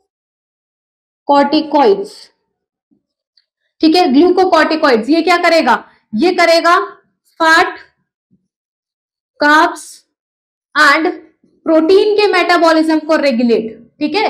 किसको रेगुलेट करेगा, फैट का मेटाबॉलिज्म चलाएगा, कार्बोहाइड्रेट का मेटाबॉलिज्म चला रहा है, और किसका चला रहा है बेटा, प्रोटीन का मेटाबॉलिज्म करेगा, ठीक है। इसमें से भी देखो एक हार्मोन निकल कर आया, कौन सा, कॉर्टिसोल, या फिर इसी को क्या बोलते हैं, कॉर्टिकोस्टेरॉन। कौन सा हार्मोन निकला, कॉर्टिसोल या फिर कॉर्टिकोस्टेरॉन। ये क्या करेगा, ये ज्यादातर ध्यान देता है फैट एंड प्रोटीन के मेटाबॉलिज्म पे। क्यों ध्यान देगा, देखो ध्यान कहां दे रहा है, ये फैट एंड प्रोटीन के मेटाबॉलिज्म पे। क्यों ध्यान दे रहा है बेटा, जब भी बॉडी स्ट्रेस की कंडीशन में होगी तब ये किसका मेटाबॉलिज्म बढ़ा देगा, जब बॉडी स्ट्रेस की कंडीशन में है तो ये मेटाबॉलिज्म बढ़ा देगा फैट एंड प्रोटीन का, ताकि बॉडी को स्ट्रेंथ मिल सके और बॉडी को प्रॉपर एनर्जी मिल सके किसी भी चीज पे रिएक्ट करने के लिए या उस पे चीजों को सोचने के लिए, ठीक है। उसके बाद क्या करेगा, और क्या कर सकता है, reduce antibody formation. Antibody formation को भी देखेगा। क्यों देखेगा भाई, एंटीबॉडी फॉर्मेशन को, कि कहीं एंटीबॉडी ज्यादा ना हो जाए, या एंटीबॉडी कभी भी मतलब प्रॉपर मैनर में बन रही है कि नहीं बन रही है, यानी क्या है, मेंटेनेंस ऑफ एंटीबॉडी अगर देखा जाए तो वो कौन कर रहा है बेटा, यही आपका ग्लूकोकॉर्टिकॉइड्स कर रहा है। अब लास्ट वाला बचा, वो कौन सा रहेगा आपका, ठीक है, लास्ट वाला रहेगा आपके sex corticoids. Sex corticoids basically कौन सा है, ये आपका मेल एंड्रोजेंस, ठीक है। यहां से क्या होगा बेटा, जो मेल में जितने भी आपने देखे सेकेंडरी सेक्सुअल कैरेक्टर्स, ठीक है, मेल जैसी अपीयरेंस वाले, ठीक है, वो सब बेटा इसी की वजह से आते हैं सेक्स कॉर्टिकॉइड्स में। इसीलिए मैंने यहाँ लिखा है मेल एंड्रोजेंस, क्योंकि यहाँ पे बियर्ड का आना, ठीक है, ये जितने भी आपने मेल में चेंजेस देखे हैं ना, वो सब इन्हीं की वजह से होता है, मेल एंड्रोजेंस की वजह से, ठीक है। ये कौन से थे बेटा, कौन से हार्मोन्स है जो कहां से निकल रहे हैं, एड्रीनल कॉर्टेक्स से निकल रहे हैं, ठीक है। अब यहां देखो, एड्रीनल मेड्यूला क्या निकाल रहा है, एक एड्रेनालिन निकाल रहा है, ठीक है, जिसका दूसरा नाम क्या है बेटा, एपिनेफ्रीन, ठीक है। इसको आप क्या बोल सकते हो, फाइट एंड फ्लाइट हार्मोन, ठीक है। फाइट एंड फ्लाइट हार्मोन है, या तो लड़ोगे किसी कंडीशन से या फिर भाग जाओगे, ठीक है, तो उसके लिए जो आपकी प्रॉपर एनर्जी मिल रही है आपको, ठीक है, आपको उतनी स्ट्रेंथ मिल रही है, ठीक है, और जितनी भी सिंपैथेटिक कंडीशन क्या होती है, जहां पे आपका नर्वस सिस्टम एकदम प्रिपेयर हो जाता है किसी भी चीज के लिए, आपके कंडक्शन तेजी से होंगे, आपकी हार्ट रेट बढ़ जाएगा, आपका हार्ट बीट बढ़ जाएगा, ये सारी कंडीशन बेटा किसकी वजह से लीड होगी, एड्रेनलिन रश की वजह से। ताकि ये याद करो, गुस्सा आता है ना, किसी से लड़ाई होती है, तब एड्रेनलिन रश ही होता है, उसमें स्वेटिंग भी बहुत ज्यादा होने लगती है, ठीक है, ये सारी चीजें। तो ये होगा आपकी फाइट और फ्लाइट हार्मोन एड्रेनलिन। दूसरा कौन सा है, और देखो ये प्रॉपर हार्मोन ही है, याद रखना, इसीलिए मैंने यहाँ पे लिख दिया है हार्मोन। यहाँ मैंने ऐसा स्टेटमेंट क्यों यूज किया, अब आगे देखना। एक मिनट, अब ठीक है, नॉर एड्रेनलिन या फिर नॉर एपिनेफ्रिन, ठीक है, नॉर एपिनेफ्रिन, ये क्या है बेटा, ये बहुत क्लोज है किसके, ये एक तरह का हार्मोन भी हो सकता है, ठीक है, इसको एक हार्मोन भी कहा जाता है, और न्यूरोट्रांसमीटर भी, न्यूरोट्रांसमीटर यानी बहुत क्लोज कंडक्शन है, क्लोज कनेक्शन लिख लो, close connection between hormones and nerves. बेटा बहुत क्लोज कंडक्शन होता है इसमें, याद रखेंगे, ठीक है, और इसी को हमने क्या बोला है, इसी को बोलना हम शुरू करेंगे, सॉरी एड्रेनलिन को, इसको लिखेंगे इमरजेंसी हार्मोन। बेटा यही आपका इमरजेंसी हार्मोन है, फाइट और फ्लाइट समझ में आ रहा है ना, करो या मरो वाली कंडीशन इमरजेंसी में ही आती है। अब मैं यहाँ पे खड़ी हो जाऊँ और मैं कहती हूँ मैं यहाँ कुछ करने या मरने के लिए खड़ी हुई हूँ, तो बिल्कुल नहीं, ठीक है, ऐसी कंडीशन तब आती है जिससे कहीं लड़ाई झगड़ा हो जाता है किसी एक्सीडेंट वाली कंडीशन में, वहां पे, ठीक है। यहाँ पे हमने एड्रीनल कॉर्टेक्स डिस्कस कर लिया, एड्रीनल मेड्यूला डिस्कस कर लिया। अब बेटा हमें यहाँ क्या करनी है, इसकी हाइपो और हाइपर सेक्रेशन की बात करनी है। यहाँ हम लिखेंगे हाइपो सेक्रीशन ऑफ एड्रीनल, ठीक है, एड्रीनल तो समझ ही रहे हो, कंटिन्यूस में चल रहा है वो, और एक है हाइपर सेक्रीशन ऑफ एड्रीनल, ठीक है। हाइपो में बात करें बेटा, तो हाइपो में क्या है, एडिसन्स डिजीज है, ठीक है। अब इसमें किसी ना किसी का हाइपोसेक्रीशन तो होगा, पर किसका होगा, मिनरलो कॉर्टिकॉइड्स का होगा। अब मिनरलो कॉर्टिकॉइड्स में भी किसका हो जाएगा, एल्डोस्टेरॉन का हो जाएगा। जब बेटा ये होगा तो याद करो मैंने क्या बोला था, जब अगर ये ठीक कंडीशन में होता है यानी नॉर्मल कंडीशन में रिलीज होगा, तब क्या होगा, NaCl आपकी बॉडी में क्या रहेगा, नॉर्मल कंडीशन में रहेगा, अदरवाइज क्या हो जाएगा, कम हो जाएगा। अब यहाँ पे हाइपोसेक्रीशन है, सॉरी हाइपर बोल दिया, हाइपोसेक्रीशन है, तो सबसे पहले क्या लिखोगे बेटा, हाइपोसेक्रीशन में हो जाएगा लो NaCl in plasma, NaCl sorry, low NaCl in plasma, और बढ़ क्या जाएगा बेटा, हाई पोटेशियम इन प्लाज्मा। उसके बाद क्या होगा, यहाँ पे हाइपो ग्लाइसेमिया यानी लो ब्लड शुगर हो जाएगा। उसके बाद क्या होगा, लॉस ऑफ वेट, वेट कम होने लगेगा, देन नोजिया, जी मिचलाने लगता है, वॉमिटिंग, ठीक है। बेटा ये कुछ सिम्टम्स थे जिससे हमें ये पता चलता है कि भाई इंसान को क्या हो गया है, एडिसन्स डिजीज हुआ है, ठीक है। अब यहाँ पे आ जाओ हाइपर सेक्रीशन, यहाँ पे मिनरलोकॉर्टिकॉइड्स की हाइपोसेक्रीशन हुई थी, अब यहाँ पे क्या होगा, मिनरलोकॉर्टिकॉइड्स की हाइपर सेक्रीशन होगी। इधर हाइपोसेक्रीशन हुई थी मिनरलोकॉर्टिकॉइड्स की, इधर हाइपर सेक्रीशन होगी, जिसका नाम क्या है, हाइपर एल्डोस्टेरोनिज्म, ठीक है। इसी को आप क्या बोल सकते हो, कॉन्स डिजीज भी बोलते हो, या फिर और क्या बुला सकते हो बेटा, एल्डोस्टेरोनिज्म। अब देखो इसमें क्या होगा, इसमें याद रखना है आपको क्या क्या होगा, एक तो आपकी कंडीशन क्या आ जाएगी, वहां पे क्या था, NaCl कम हो गया था, यहां क्या हो जाएगा, इंक्रीज इन NaCl क्या हो जाएगा,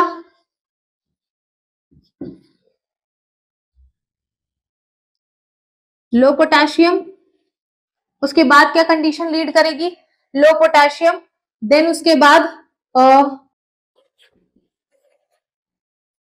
high blood pressure, high blood pressure होगा, और एक चीज हो जाएगी बेटा, increase in volume of blood, blood का वॉल्यूम भी बेटा क्या होगा, बढ़ना शुरू हो जाएगा, ठीक है। उसके बाद क्या होगा, पैरालिसिस भी हो सकता है, पैरालिसिस।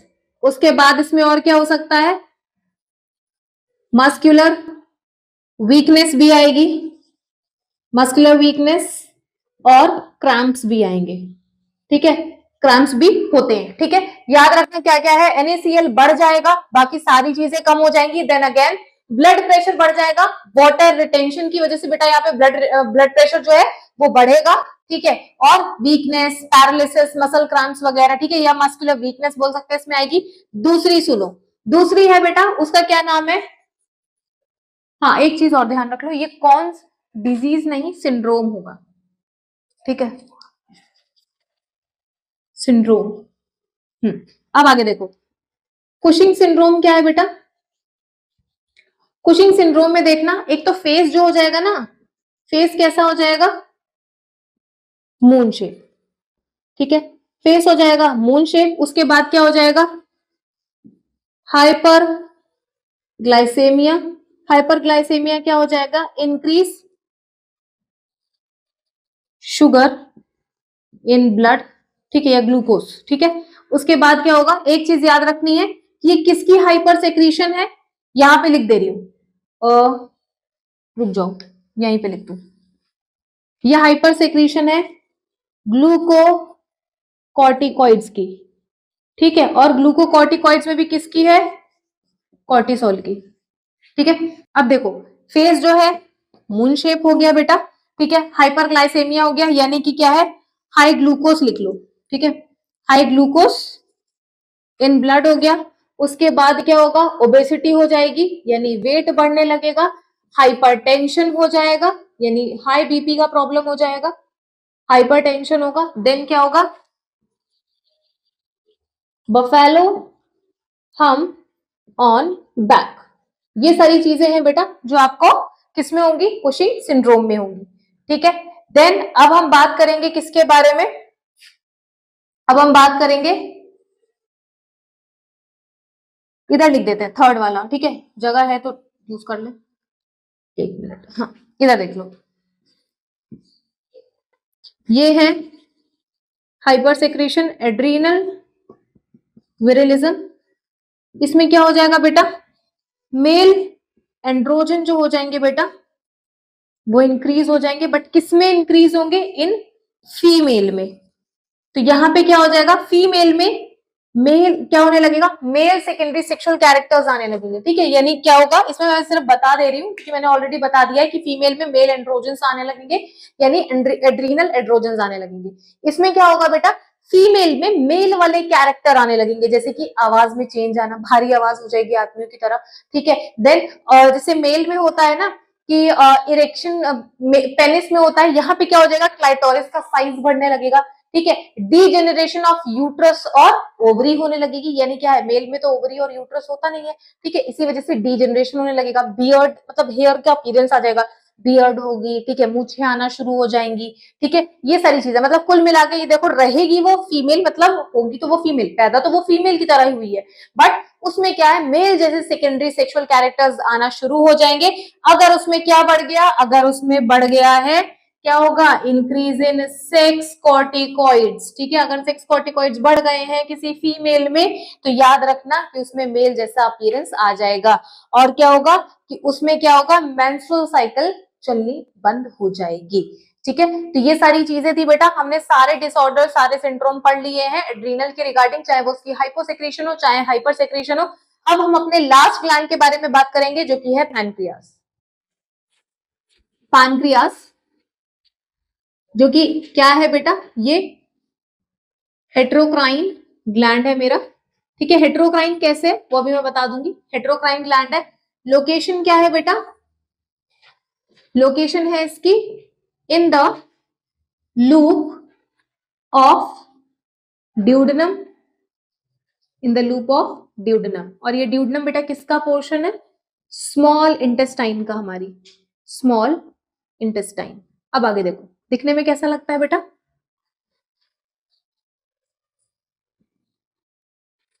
ठीक है, ऐसा कुछ देखने में लगता है। ठीक है, लीफ लाइक स्ट्रक्चर जिसको हम बोलते हैं। इसके पास बेटा दो स्ट्रक्चर्स होते हैं। ठीक है, एक एसिनाई, ठीक है, एसिनाई कौन सा स्ट्रक्चर होगा बेटा इसका? ये होगा इसका एक्सोक्राइन पार्ट। ठीक है, और दूसरा कौन सा होगा? Islets of Langerhans. Islets of Langerhans क्या है बेटा? आइलेट्स ऑफ लैंगरहैंस है इसका एंडोक्राइन पार्ट। ठीक है, एंडोक्राइन पार्ट। ऑब्वियसली हम एक्सोक्राइन के बारे में तो बात करेंगे नहीं, क्योंकि हम यहाँ एंडोक्राइन के बारे में पढ़ रहे हैं। बेटा ये तीन टाइप की सेल्स है इसके पास। पहली अल्फा, दूसरी बीटा और तीसरी डेल्टा सेल्स। अब देखो, अल्फा सेल्स जो रिलीज कर रही हैं वो कौन सा हार्मोन है बेटा? वो हार्मोन है तुम्हारा ग्लूकागॉन। ठीक है, बीटा जो रिलीज कर रही है वो कौन सी है? कौन सा हार्मोन है? इंसुलिन हार्मोन है। और जो डेल्टा रिलीज कर रहा है बेटा वो कौन सा है? वो है आपका सोमैटोस्टैटिन। ठीक है, सोमैटोस्टैटिन। देखो ग्लूकागॉन क्या है? ग्लूकागॉन तुम्हारा क्या कर रहा है? मान लो व्रत वाली कंडीशन, एग्जांपल के साथ समझते हैं। व्रत वाली कंडीशन है। व्रत वाली कंडीशन में क्या है? आपके में जो स्टोर्ड फॉर्म होती है खाने की, मान लो मैंने खाना खाया, ठीक है, या ग्लूकोज बनता है मेनली, हमें खाना खाने के बाद ग्लूकोज मिलता है। ग्लूकोज को मैंने स्टोर करा लिया ग्लाइकोजन की फॉर्म। ठीक है, ग्लूकोज को मैंने स्टोर कराया ग्लाइकोजन की फॉर्म में। कहां कराया? लिवर में कराया। ठीक है, तो जब मैंने लिवर में कराया बेटा, तो वो तो हुआ ग्लाइकोजन। बट अगर मैंने फास्ट रख लिया और अब मुझे एनर्जी चाहिए, फास्ट में जैसा कि हम जानते हैं कुछ इतना खाते नहीं है, हमारी डाइट इतनी अच्छी होती नहीं है उसमें, क्योंकि पूरे दिन हम भूखे ही रहना पड़ता है हमें। अब उस कंडीशन में क्या तुम गिर पड़ोगे? नहीं, तुम्हारी बॉडी उसके साथ भी अडेप्ट करेगी। कैसे? ग्लूकागॉन जो हार्मोन है वो क्या करेगा? फर्दर ग्लाइकोजन को किसमें कन्वर्ट कर देगा? ग्लूकोज में, ताकि तुम्हें एनर्जी मिल पाए। यानी ये क्या कर देगा? लिवर से किसको निकाल लेगा? ग्लाइकोजन को निकाल लेगा और किस में कन्वर्ट कर देगा बेटा? ये पीछे से लिखो थोड़ा सा, क्योंकि फिर प्रॉब्लम होगी हमें उसमें लिखने में। इधर देखो, ग्लाइकोजन को लिवर से निकाल के किस में कर देगा बेटा? ये कन्वर्ट कर देगा वापस से ग्लूकोज में। अब इंसुलिन इसका उल्टा कर रहा है। इंसुलिन इसका उल्टा कर रहा है। जो अभी मैंने कहानी बताई थी कि हमने खाना खाया, हमें मिला ग्लूकोज। अब मैं ऐसे ही तो ब्लड में ग्लूकोज को घुमा नहीं सकती, क्योंकि डायबिटीज लीड कर जाएगा। ठीक है, तो अब क्या होगा? इंसुलिन क्या करेगा बेटा? मेरा इंसुलिन करेगा कि भाई अगर तुमने खाना खा लिया, तुम्हें ग्लूकोज मिल गया है, और ये एक्सेस ऑफ ग्लूकोज को कहां ले जाऊं मैं? तो ये क्या करेगा? लिवर में ले जाएगा एक्सेस ऑफ ग्लूकोज को, और यहाँ पे ये ग्लूकोज को किसमें कन्वर्ट कर देगा? ग्लूकोज को कन्वर्ट करेगा तुम्हारे ग्लाइकोजन में। यानी यहाँ पे क्या हो गया?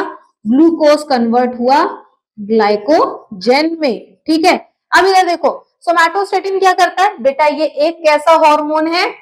ये है इनहिबिटरी हार्मोन। यानी ये क्या करवा देगा? किसी ना किसी की प्रोडक्शन को रुकवा देगा, या किसी न किसी सेक्रेशन को रुकवाएगा। किसको इनहिबिट करेगा? जीएच को इनहिबिट कर देगा। और किसको इनहिबिट करेगा? अब ये इनहिबिट करेगा इंसुलिन को भी। और किसको इनहिबिट करेगा? ग्लूकागॉन को। यानी ये कुछ नहीं, बस काम रोकने आया है कि भाई अब नहीं, अब बहुत हो चुका है, अब प्रोडक्शन या सेक्रेशन को रोक दो। ठीक है, अब इधर ध्यान से सुनेंगे।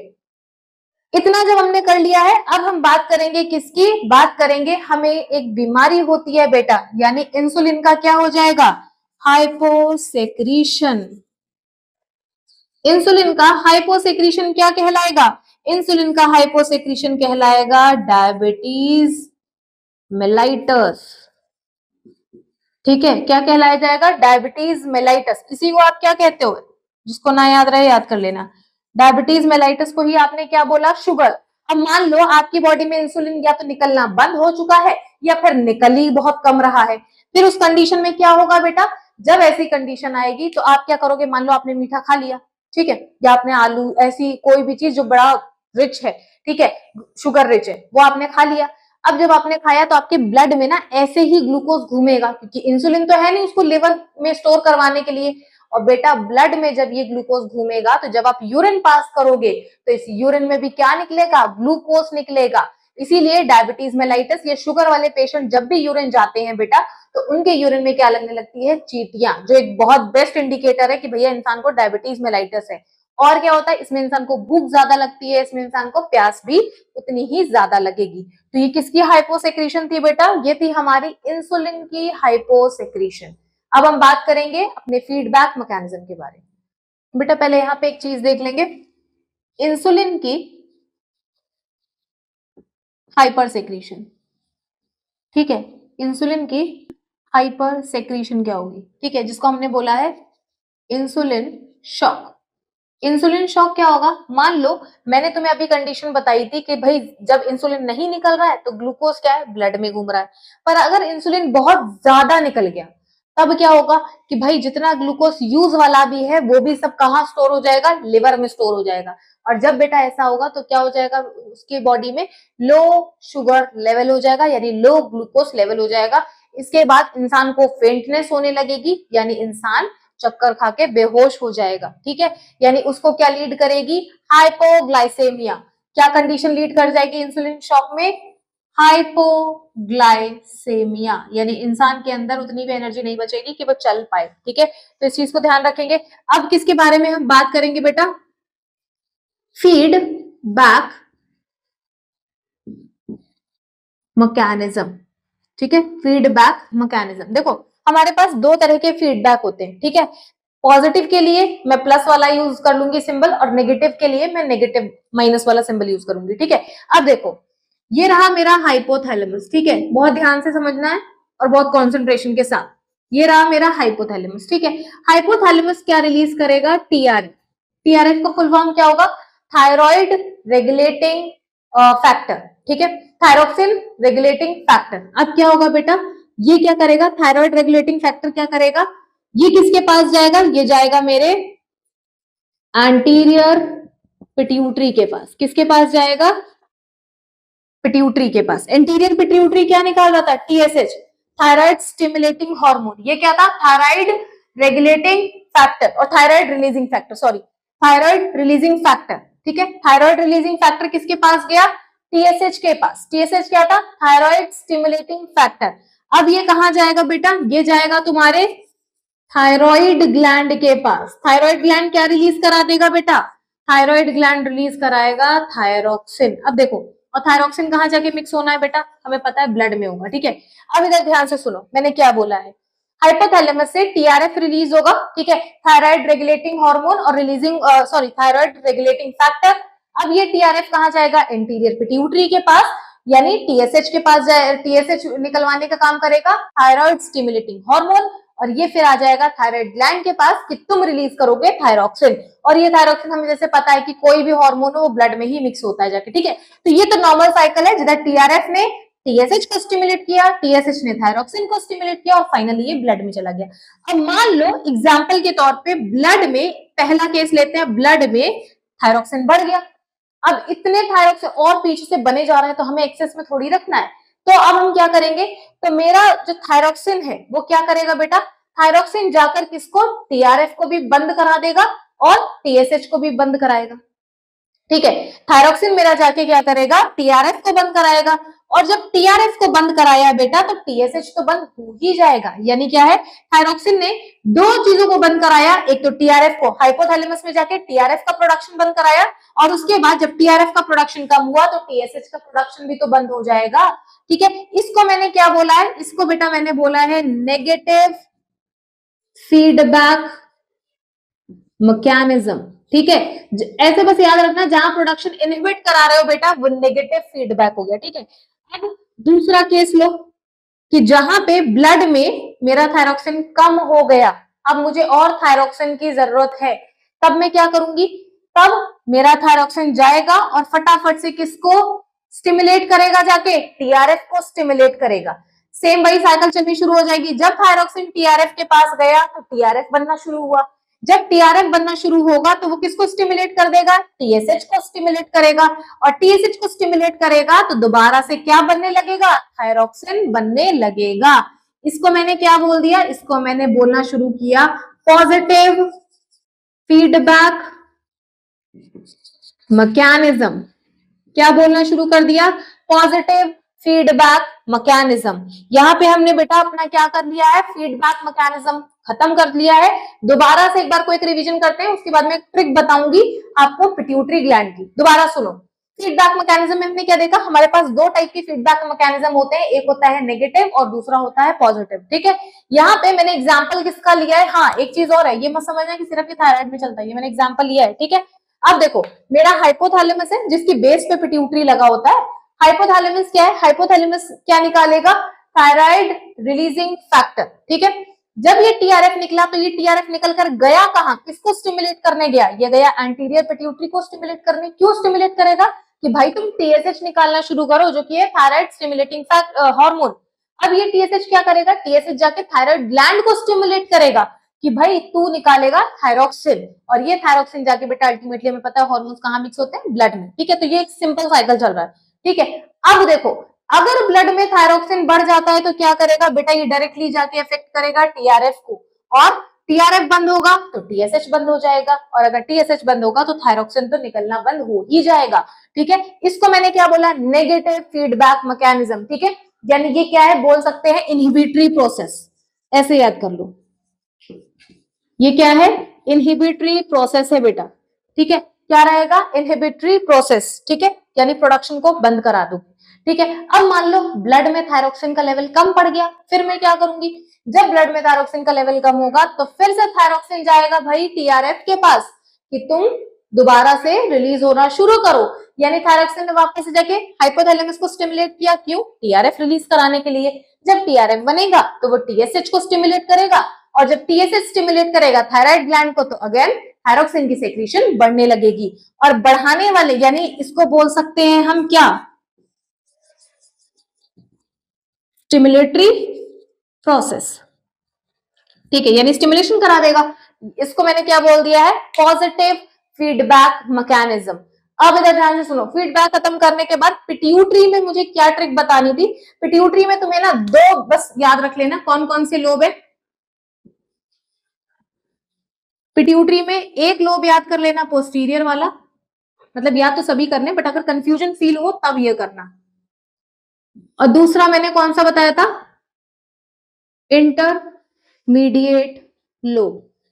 इसमें से याद क्या करना है, देखो इंटरमीडिएट से तो एक ही निकल रहा है, एमएसएच। ठीक है, और पोस्टीरियर लोब से कौन कौन से निकल रहे हैं, एक था ऑक्सीटोसिन और दूसरा था एडीएच यानी वेसोप्रेसिन।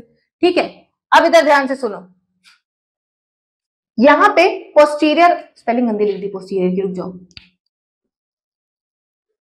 ठीक है, अब देखो पोस्टीरियर से क्या रिलीज हो रहा है, पोस्टीरियर से मेरा रिलीज हो रहा है ऑक्सीटोसिन और वेसोप्रेसिन। ठीक है, और एडीएच। ठीक है, पोस्टीरियर से दो हार्मोन तुमको याद करने। ठीक, इंटरमीडिएट लोब से एमएसएच याद कर लेना, मेलानोसाइट स्टिमुलेटिंग हार्मोन। देखो अब ये क्या है, ये जाके सिर्फ अपने ही मेलानोसाइट्स को करवा रहा है, किसी और ग्लैंड की सेक्रीशन नहीं निकलवा रहा है।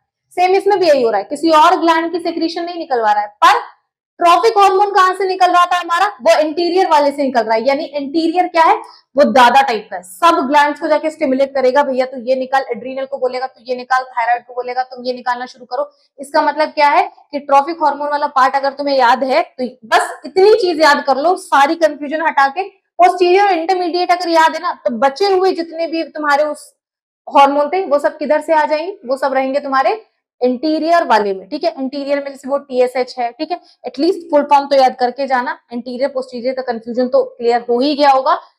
फुल फॉर्म सबके याद होने चाहिए, क्योंकि अगर इधर वर्ड एक आध इधर उधर मिसप्लेस हुआ तो हो सकता है आपके एमसीक्यूज गलत हो जाए, या हो सकता है आपके मार्क्स कहीं ना कहीं डिडक्ट हो जाए। तो हम फिनिश कर चुके हैं हमारा एंडोक्राइन सिस्टम। एक एक चीज जो यहाँ पे मुझे लग रहा था इंपॉर्टेंट है, मैंने वो आपको सारी चीजें बता दी हैं। बस अब इसको कॉन्सेंट्रेशन के साथ बहुत अच्छे से करेंगे। And all the very best for your examination. Thank you.